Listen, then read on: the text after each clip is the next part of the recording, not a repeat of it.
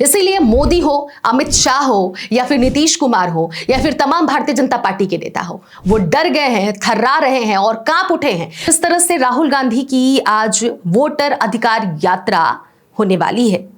उसको लेकर सत्ताधारी सरकार में हलचल मच गई है। क्या इस देश का लोकतंत्र खत्म हो गया है या फिर खत्म करने की पूरी कोशिश की जा रही है? और ये बात हम नहीं कह रहे हैं, ये बात बिहार से जो खबरें सामने आ रही हैं उसे देखकर हम कहने पर मजबूर हो गए हैं। बिहार में जिस तरह से राहुल गांधी की आज वोटर अधिकार यात्रा होने वाली है, उसको लेकर सत्ताधारी सरकार में हलचल मच गई है और सरकार लोकतंत्र को खत्म करने के लिए पूरी जोर आजमाइश कर रहा है। देश और दुनिया की नजरें राहुल गांधी के वोटर अधिकार वाले इस यात्रा पर ना रहे, इसलिए चुनाव आयोग आज प्रेस कॉन्फ्रेंस कर रहा है। और ये बात हम इसलिए कह रहे हैं क्योंकि जब जब इस देश में देश हित के लिए विपक्ष के नेताओं ने कदम उठाए हैं, तो सत्ताधारी सरकार ने नजर भटकाने के लिए, उनको रोकने के लिए हर एक वो कोशिश की है, लेकिन फिर भी विपक्ष के नेता हार नहीं माने हैं। और ठीक बिल्कुल इसी तरह से आज नेता प्रतिपक्ष राहुल गांधी ने हार नहीं माना। वो बिहार पहुंच गए हैं और अपनी पदयात्रा की वो शुरुआत भी करेंगे।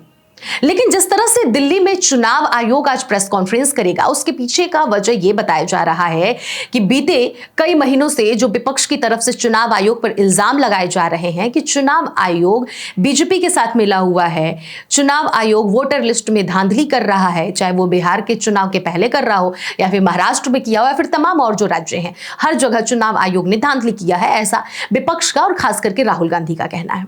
ऐसे में इसी को लेकर आज चुनाव आयोग प्रेस कॉन्फ्रेंस करेगा और ठीक बिल्कुल उसी समय पर 3 बजे, जब 3 बजे एक तरफ जहां राहुल गांधी अपनी पदयात्रा की शुरुआत करेंगे या फिर रैली करेंगे या फिर कुछ ना कुछ अपनी यात्रा को लेकर शुरुआत कर दिए रहेंगे, तब ये 3 बजे अपना प्रेस कॉन्फ्रेंस शुरू कर रहे हैं। इस बात से एक बात तो साफ संकेत नजर आ रहा है कि राहुल गांधी के ऊपर से देश और दुनिया का नजर भटकाने के लिए प्रेस कॉन्फ्रेंस चुनाव आयोग कर रहा है। ये इसलिए कहना जरूरी भी हो गया क्योंकि हर बार इस तरह का खबर देखने और सुनने को मिलता है। खैर, अब राहुल गांधी की पदयात्रा पर हम बात करते हैं। राहुल गांधी का जो पदयात्रा है, वोटर अधिकार, ये यात्रा देश की जनता को जोड़ने के लिए है, देश की जनता को जागरूक करने के लिए, खास करके बिहार में जो विधानसभा चुनाव हो रहे हैं उसमें जो धांधली हो रहा है उसको लेकर राहुल गांधी ये यात्रा करेंगे। ये यात्रा आपको बताते चले कि 10 अगस्त को होने वाला था, लेकिन जिस तरह से झारखंड के शिबू सोरेन जो थे, यानी कि जो वहां के मुख्यमंत्री हैं, उनके पिता की जिस तरह से देहांत हुई, उसके बाद से राहुल गांधी या फिर यूं कहा जाए इंडिया गठबंधन ने इस यात्रा को रोक दिया और इस यात्रा का डेट निर्धारित किया गया 17 अगस्त। और यह तारीख आज नहीं राहुल गांधी की तरफ से तय किया गया, बल्कि यह तारीख तभी तय कर दिया गया था जब 10 अगस्त को इस यात्रा को कैंसिल किया गया। बीते कुछ दिनों पहले राहुल गांधी ने सोशल मीडिया पर पोस्ट करके बताया भी कि 17 अगस्त से बिहार में हम पदयात्रा कर रहे हैं, बिहार के युवाओं का हमारे साथ जुड़ना अब बिल्कुल जरूरी है, क्योंकि ये उनके हक, उनके अधिकार के लिए ये लड़ाई हम लड़ रहे हैं। अब ऐसे में जब पहले से राहुल गांधी जब सब कुछ बता दिए हैं, फिर व्यवस्था को लेकर बिहार में रोक हो जाती है। राहुल गांधी का जो हेलीकॉप्टर है उसे लैंडिंग करने से रोक दिया जा रहा है और ये खबर तमाम बिहार के न्यूज़पेपर्स, बिहार के खबरों के माध्यम से हमें पता चल रही है, जहां पर यह बताया जा रहा है कि लैंडिंग नहीं कर सकते हैं, जो जनता को वो संबोधित करने वाले इस पदयात्रा के जरिए वो भी नहीं कर सकते हैं। सवाल ये खड़ा होता है कि राहुल गांधी जब पहले से इन्फॉर्म कर दिए हैं, बता दिए हैं कि वो 17 अगस्त को बिहार में पहुंचेंगे और यात्रा करेंगे, उसके बावजूद इस तरह से खबरें आ रही हैं कि रोका जा रहा है। आखिर क्यों? क्या लोकतंत्र खत्म हो गया है? इसीलिए हम कह रहे हैं कि देश में अब लोकतंत्र खत्म होता हुआ नजर आ रहा है। इसी को देखते हुए हम ये कहने पर मजबूर हो रहे हैं।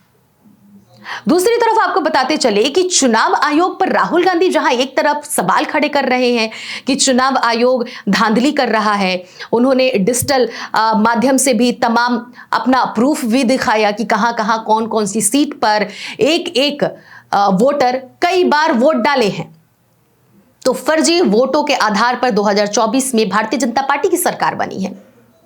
लेकिन इसे सिरे से खारिज चुनाव आयोग कर रहा है। लेकिन सवाल ये खड़े हो जाते हैं कि ठीक बिल्कुल इसी तरह से जब अनुराग ठाकुर, जब वो भी ये बात कहते हैं विपक्ष के नेताओं को लेकर, चाहे अखिलेश यादव हुए, चाहे प्रियंका गांधी हुई, चाहे तमाम जो विपक्ष के नेता अभिषेक बनर्जी हुए, इन लोगों पर जब अनुराग ठाकुर सवाल खड़े करते हैं कि ये लोग जिन जिन सीटों से जीते हैं वहां पर फर्जी वोटों के कारण जीते हैं, तो सवाल ये खड़ा हो जाता है कि अनुराग ठाकुर अगर ये बात कह रहे हैं क्योंकि वो सत्ताधारी सरकार के नेता हैं, तो इसलिए उन पर कार्रवाई नहीं हो रही है, इसलिए उनको चुनाव आयोग की तरफ से नोटिस नहीं भेजा जा रहा है। या फिर ये मान लिया जाए कि वाकई में 2024 के चुनाव में धांधली हुआ था और आगे वाले चुनाव जो आने वाले हैं उसमें भी धांधली होने की पूरी तैयारी की जा रही है। हम ऐसा इसलिए कह रहे हैं क्योंकि जिस तरह से अनुराग ठाकुर ने विपक्ष के नेताओं को बताया कि ये जिन जिन सीटों से जीते वहां पर धांधली हुई है, तो सवाल ये खड़ा हो जाता है कि कुछ ही दिनों में जहां कांग्रेस पार्टी को 6 महीने लग गए सबूत इकट्ठा करने में, ये देश और दुनिया को बताने में, अपना एटम बम जो राहुल गांधी कहे थे कि एटम बम हम फोड़ेंगे, और उन्होंने फोड़ा। उन्होंने बताया कि हमें 6 महीने लगे हैं इसको इकट्ठा करने के लिए और देश के सामने पेश करने के लिए कि कहां कहां कौन कौन सी सीट पर कितना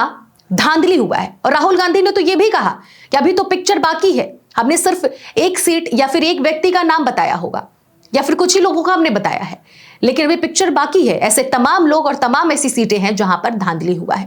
विपक्ष ये भी कह रहा है कि चुनाव आयोग अगर सही है तो प्रूफ दे, लेकिन चुनाव आयोग प्रूफ भी नहीं दे रहा है, उल्टा राहुल गांधी को नोटिस भेज दे रहा है। अब राहुल गांधी को चुनाव आयोग नोटिस भेज रहा है लेकिन अनुराग ठाकुर को नहीं भेज रहा है,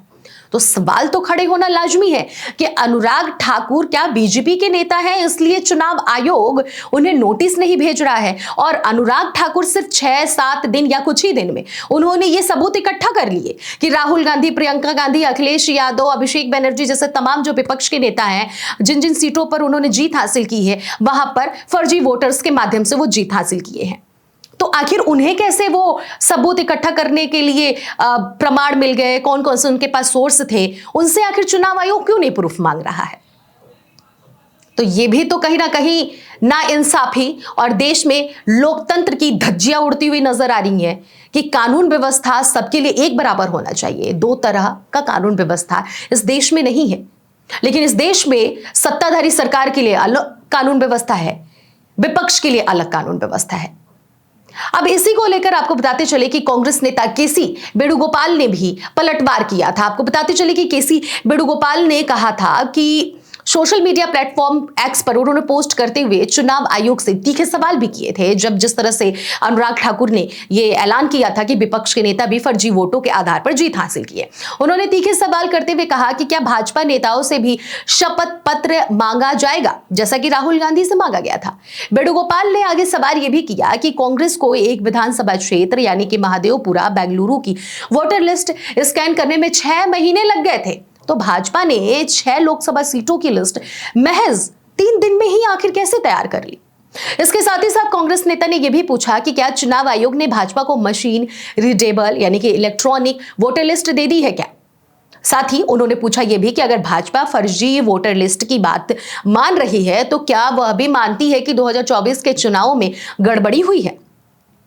वहीं आपको हम बताते चले कि बीते कुछ दिनों पहले भी पवन खेड़ा ने एक प्रेस कॉन्फ्रेंस किया और उन्होंने ये दावा किया कि अगर वाराणसी की इलेक्ट्रॉनिक वोटर लिस्ट सामने आ जाए तो यह बात साबित हो जाएगा कि प्रधानमंत्री नरेंद्र मोदी ने फर्जी वोटों के सहारे जीत हासिल की है। उन्होंने ये भी कहा कि अगर हमें वाराणसी की वोटर लिस्ट मिले तो हम साबित कर देंगे कि मोदी जी प्रधानमंत्री की कुर्सी पर चोरी से बैठे हुए हैं। तो ये सवाल बहुत सारे खड़े हो रहे हैं कि चुनाव आयोग राहुल गांधी से प्रूफ मांग रहा है, राहुल गांधी प्रूफ दे रहे हैं तो उसे भी गलत ठहरा रहा है, लेकिन अनुराग ठाकुर वही प्रूफ, राहुल गांधी सिर्फ एक सीट का प्रूफ इकट्ठा करने में 6 महीने लगाए, लेकिन बीजेपी के नेता ने 6 सीटों के लिए 5 सीटों के लिए सिर्फ 6 से 7 दिनों में ही प्रूफ इकट्ठे कर लिए, लेकिन उनसे प्रूफ नहीं मांगा गया। दूसरी तरफ इस कानून व्यवस्था पे तो सवाल खड़े हो ही रहे हैं, लेकिन आज जिस तरह से राहुल गांधी की जो पदयात्रा है इस पे ध्यान भटकाने के लिए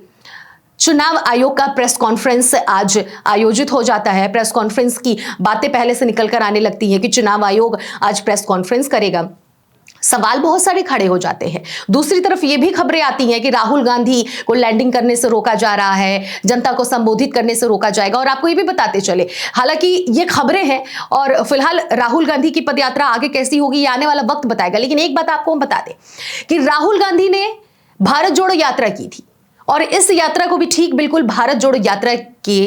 तौर पर देखा जा रहा है, क्योंकि आपको याद होगा कि जब राहुल गांधी ने भारत जोड़ो यात्रा किया था तो कश्मीर से कन्याकुमारी तक हर एक देश के कोने कोने तक वो पहुंचे थे और सभी को एकजुट किए थे, और इसका परिणाम भी कांग्रेस पार्टी को काफी हद तक अच्छा मिला था। यह जग जाहिर है।